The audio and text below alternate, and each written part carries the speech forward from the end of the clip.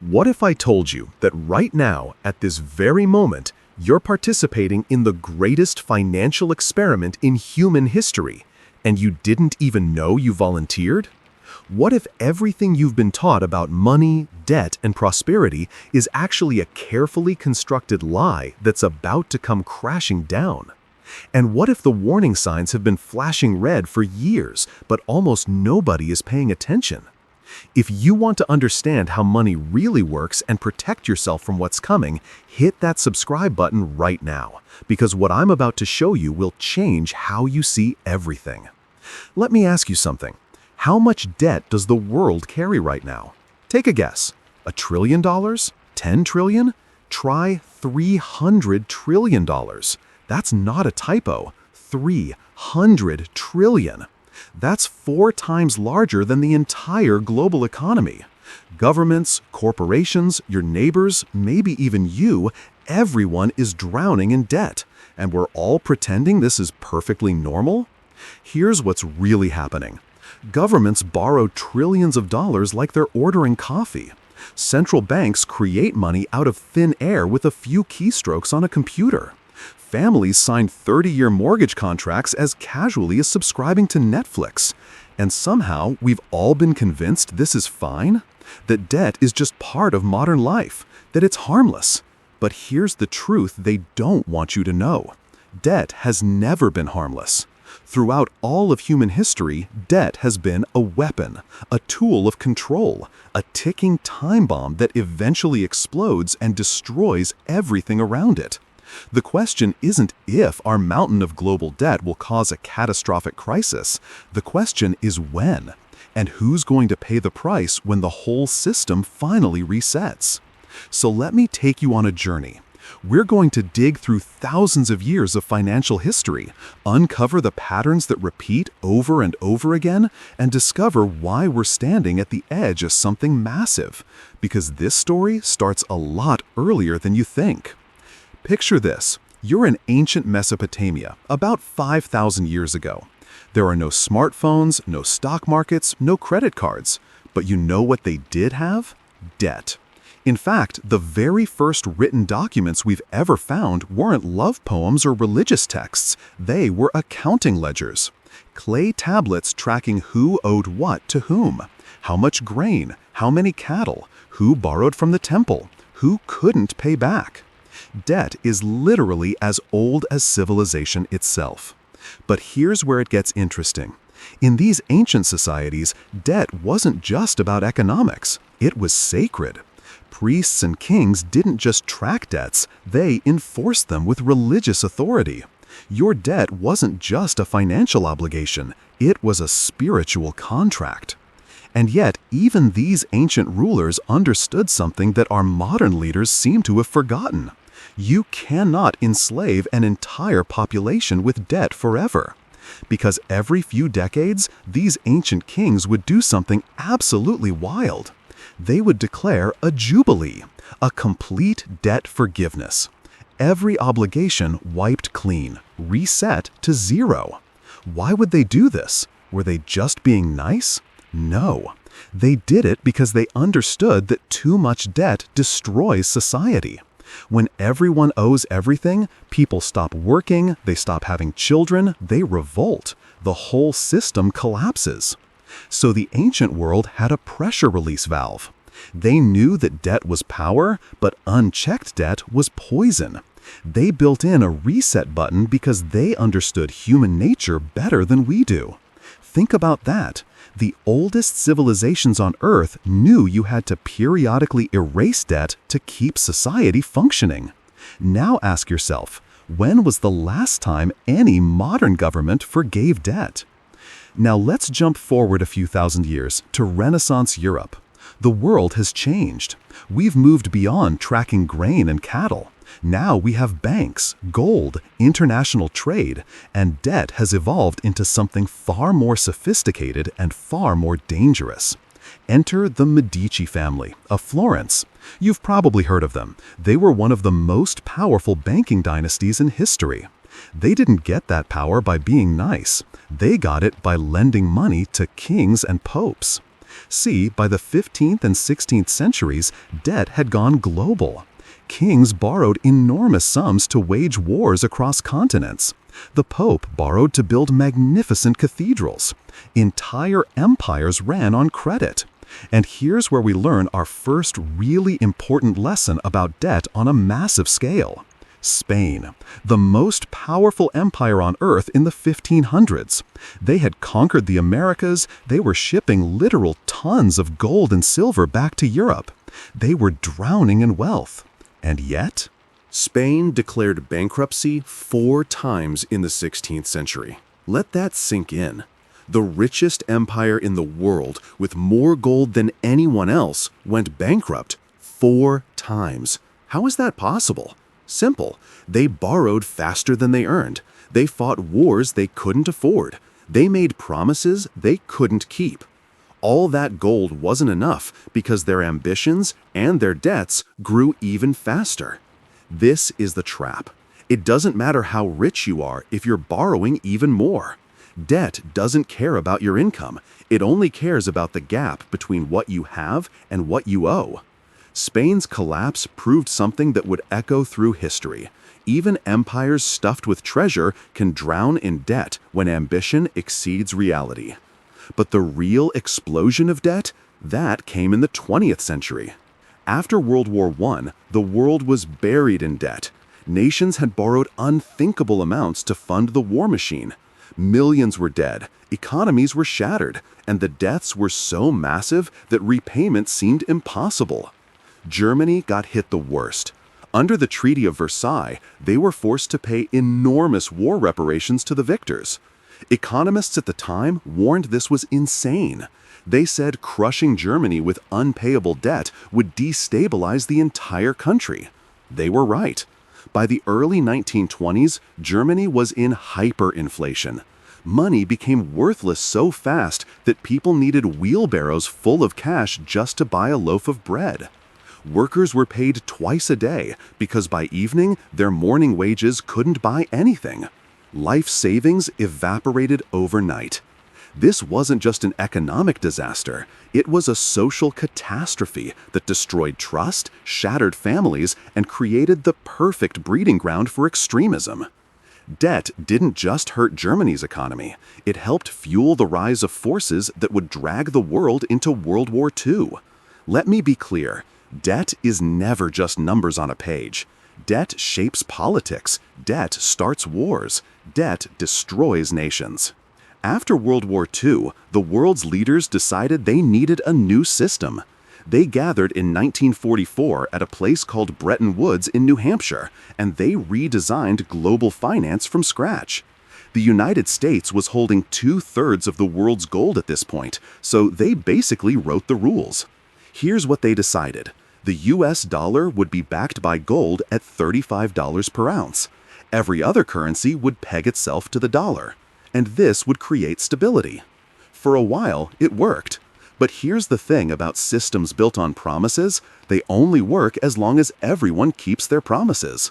By the 1960s, the United States was spending beyond its means. The Vietnam War was expensive, social programs were expensive, and America started printing more dollars than it had gold to back them up. Other countries noticed. France, in particular, started demanding gold in exchange for their dollars. They were calling America's bluff. And in 1971, President Richard Nixon made a decision that changed everything. He ended the dollar's convertibility to gold. Just like that, the anchor was cut. Debt was now untethered from anything real. This was the moment everything changed. Suddenly, governments could borrow and print money at will. There was no hard limit anymore, no gold standard keeping them honest. Just trust, just promises. And that opened the floodgates. Through the 1980s and 90s, debt exploded everywhere. The US government borrowed trillions. Developing countries took massive loans from Western banks and then couldn't repay them, triggering the Latin American debt crisis. Consumers discovered credit cards and home equity lines. Debt became the fuel for growth. And then came 2008. The financial crisis wasn't really about housing, even though that's what the media focused on. It was about debt layered on top of debt on top of debt, stacked so high and so unstable that when one piece wobbled, the entire tower came down. Mortgages were bundled into complex securities. Those securities were sold to investors.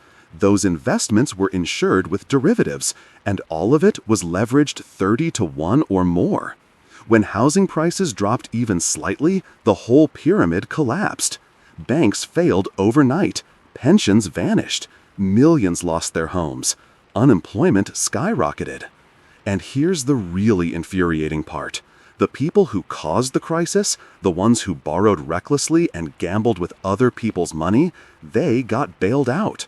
Trillions of taxpayer dollars went to rescue the banks. Meanwhile, ordinary people got nothing but unemployment, foreclosure notices, and austerity measures. That's when the mask slipped.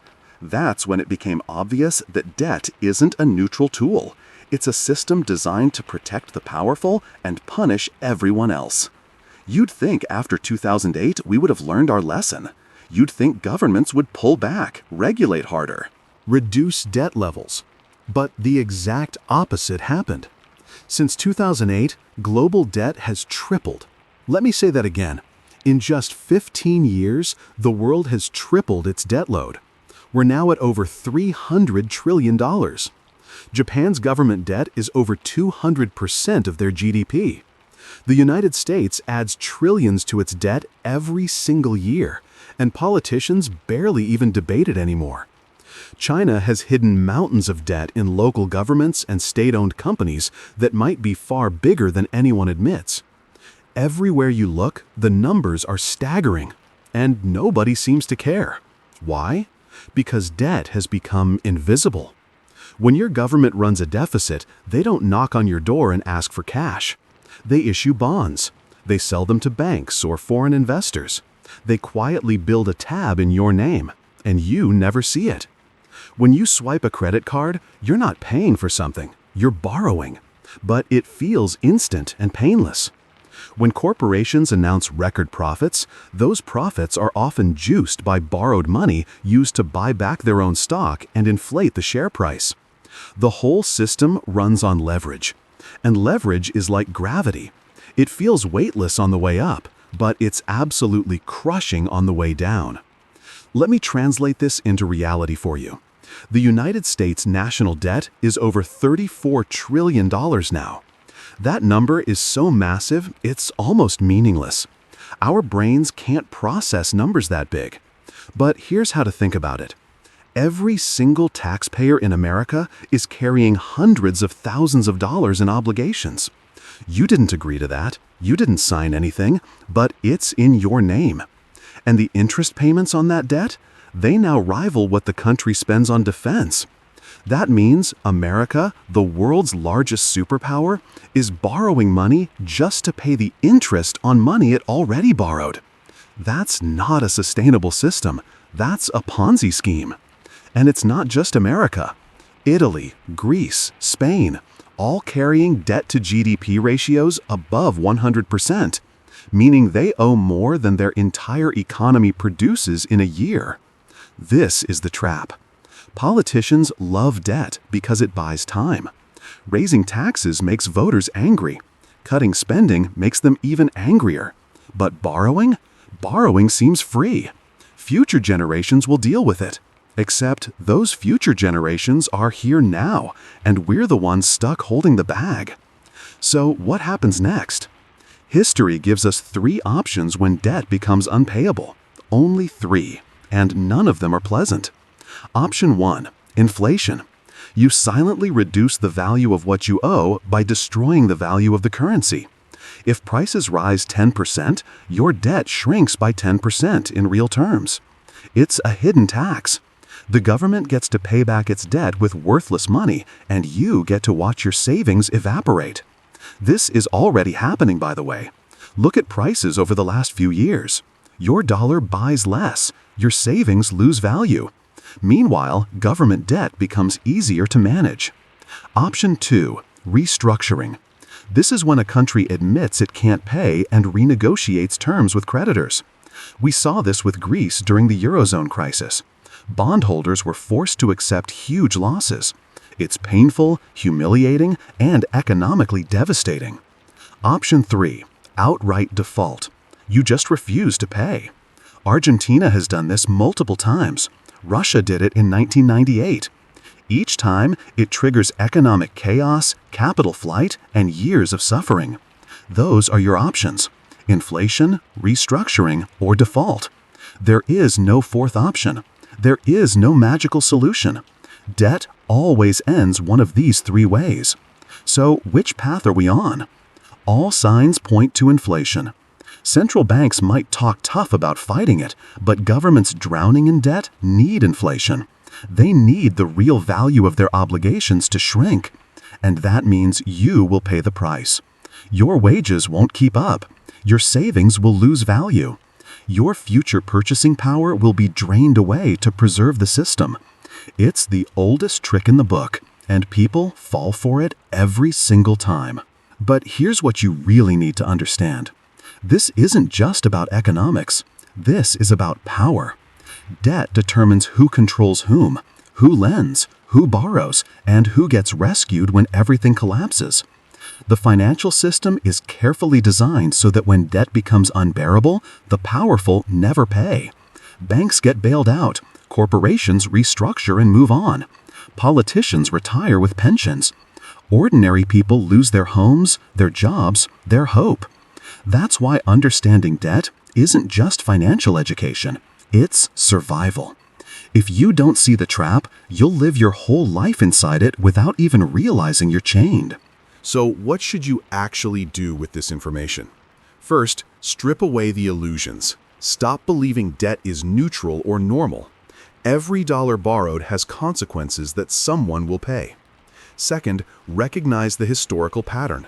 No empire, no nation, no financial system has ever escaped a reckoning with debt. The timelines vary, but the destination is always the same. Third, protect yourself. And no, I don't mean panic or bury gold in your backyard. I mean build real wealth that isn't entirely dependent on paper promises that might not be kept. Assets that hold value across cycles. Knowledge that cuts through the lies. Perspective that keeps you from falling for the same tricks that have destroyed generations before you. Because the system will keep using those tricks. That's what it's designed to do. This is the lesson that history screams at us over and over again, and yet we refuse to listen. Debt builds. Leaders deny there's a problem. Crises erupt. Societies reset. And the cycle starts all over again. The only choice you have is whether you face that cycle blind or awake. If you understand the traps, you can avoid becoming their victim. If you don't, you will pay for mistakes you never made, by people you never voted for, in a system you never agreed to join. Global debt isn't just a number on some economist's spreadsheet. It's a shadow looming over our entire future. And unless we learn from history, it will crush us exactly the same way it's crushed every empire that came before. The ancient Mesopotamians knew this 5,000 years ago. The Spanish Empire learned it the hard way. Weimar Germany paid in blood. And we're about to learn it all over again. The experiment is already underway. You're already participating. The only question is whether you'll recognize what's happening before it's too late. If this opened your eyes to how the system really works, subscribe to Monetary Archaeologist right now. History has all the answers. I'll show you exactly where to look. And trust me, you're going to want to see what I uncover next.